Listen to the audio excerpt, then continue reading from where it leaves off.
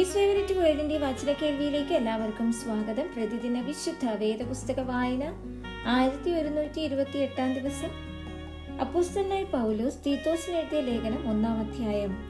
നമ്മുടെ രക്ഷിതാവായ ദൈവത്തിന്റെ കൽപ്പന പ്രകാരം എന്നെ ഭരമേൽപ്പിച്ച പ്രസംഗത്താൽ തക്ക സമയത്ത് തന്റെ വചനം വെളിപ്പെടുത്തിയ ഭോഷ്കില്ലാത്ത ദൈവം സകല കാലത്തിനു മുൻപേ വാഗ്ദത്തം ചെയ്ത നിത്യജീവന്റെ പ്രത്യാശ ഹേതുവായി തന്റെ വൃദ്ധന്മാരുടെ വിശ്വാസത്തിനും ഭക്തിക്കനുസാരമായ സത്യത്തിന്റെ പരിജ്ഞാനത്തിനുമായി ദൈവത്തിന്റെ ദാസനും യേശുക്രിസ്തുവിന്റെ അപ്പോസ്തലനുമായ പൗലോസ് പൊതുവിശ്വാസത്തിൽ നിജപുത്രനായ തീത്തോസിന് എഴുതുന്നത്.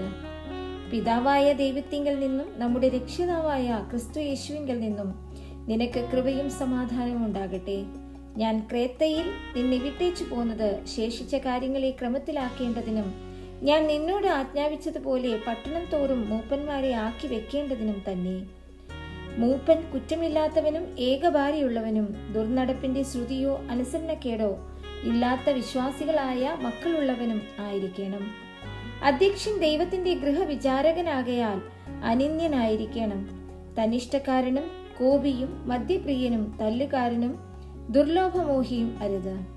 അതിഥിപ്രിയനും സൽഗുണപ്രിയനും സുബോധശീലനും നീതിമാനും നിർമ്മലനും ജിതേന്ദ്രിയനും പത്യോപദേശത്താൽ പ്രബോധിപ്പിപ്പാനും വിരോധികൾക്ക് ബോധം വരുത്തുവാനും ശക്തനാകേണ്ടതിന് ഉപദേശപ്രകാരമുള്ള വിശ്വാസ്യ വചനം മുറുകെ പിടിക്കുന്നവനും ആയിരിക്കണം.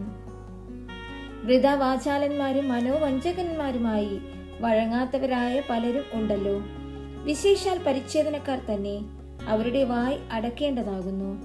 അവർ ദുരാദായം വിചാരിച്ചു അരുതാത്തത് ഉപദേശിച്ചും കൊണ്ട് കുടുംബങ്ങളെ മുഴുവനും മറിച്ചു കളയുന്നു. ക്രേത്തർ സർവദാ അസത്യവാദികളും ദുഷ്ടജന്തുക്കളും മടിയന്മാരായ പെരുവയറന്മാരും അത്രയെന്ന് അവരിൽ ഒരുവൻ അവരുടെ ഒരു വിദ്വാൻ തന്നെ പറഞ്ഞിരിക്കുന്നു. ഈ സാക്ഷ്യം നേർ തന്നെ. അത് നിമിത്തം അവർ വിശ്വാസത്തിൽ ആരോഗ്യമുള്ളവരായി തീരേണ്ടതിനും യഹൂദ കഥകളെയും സത്യം വിട്ടകലുന്ന മനുഷ്യരുടെ കൽപ്പനകളെയും ശ്രദ്ധിക്കാതിരിക്കേണ്ടതിനും അവരെ കഠിനമായി ശാസിക്കാം. ബുദ്ധിയുള്ളവർക്കെല്ലാം ശുദ്ധം തന്നെ, എന്നാൽ മലിനന്മാർക്കും അവിശ്വാസികൾക്കും ഒന്നും ശുദ്ധമല്ല. അവരുടെ ചിത്തവും മനസാക്ഷിയും മലിനമായി തീർന്നിരിക്കുന്നു.